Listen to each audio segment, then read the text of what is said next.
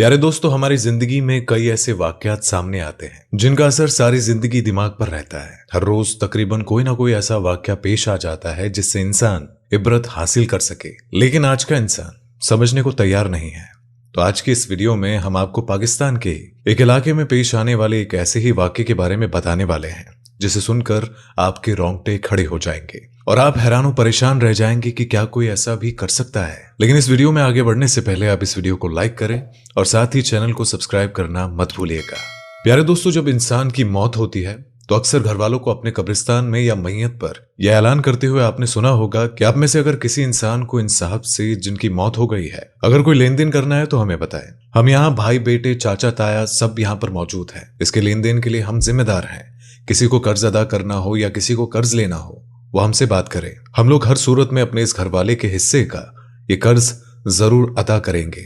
आप में से अक्सर मर्द इन बातों को जानते होंगे क्योंकि तकरीबन हर दूसरे इंसान के सामने ये मंजर हो चुका होगा और अक्सर औरतों को भी इसके बारे में इल्म होता है।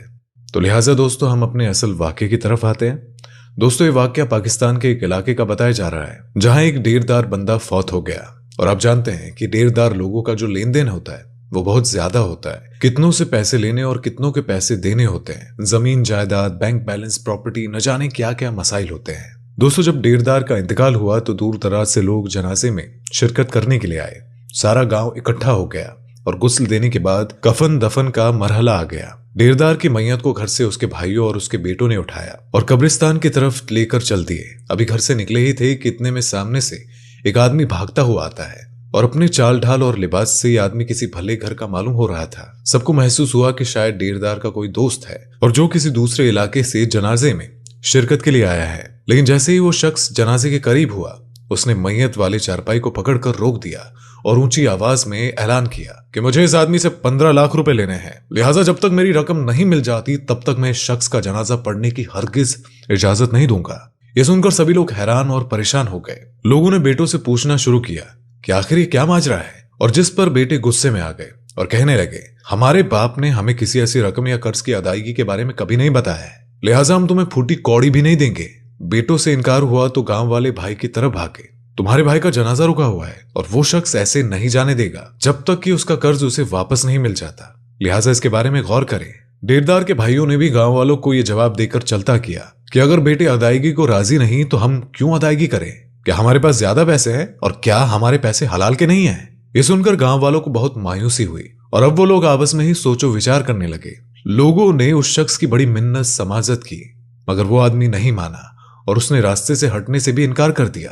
वो शख्स जनाजे को जाने देने के लिए हरगिज तैयार नहीं था। उसका एक ही मुतालबा था कि मेरी रकम अदा करो और जाओ जहां मर्जी जाना है। अब धीरे धीरे ये बात गांव में फैलने लगी। लोगों ने बातें बनाना शुरू कर दिया और आखिरकार ये बात डेरदार के घर तक भी पहुंच गई।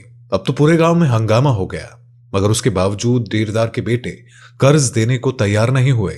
और ये खबर जब उस डेरदार की बेटी को मालूम पड़ी तो उसने अपने सारे जेवर और नकदी अपने एक रिश्तेदार को थमाकर यह कहा कि जाओ इसे बेच दो और उससे कहना कि इसे बेचकर अपनी रकम ले ले, लेकिन उसके अब्बू की इज्जत को इस तरह से तार तार ना करे। ये गठड़ी उस आदमी के पास पहुंचा दी गई और ये मंजर देखकर गांव वालों को भी सुकून आ गया कि शुक्र है कि अब मामला रफा दफा हो जाएगा और बात खून खराबे तक जाने के बजाय डेरदार की नमाज जनाजा अदा कर दी जाएगी। लेकिन गांव वाले अब भी हकीकत से अनजान थे। ये मंजर देखने के बाद वो आदमी दोबारा ऊंची आवाज में बोला, ऐ गांव वालों, ये डेरेदार के रिश्तेदार कान खोलकर सुन लो, मैं यहाँ पैसे लेने नहीं आया हूं बल्कि देने आया हूं।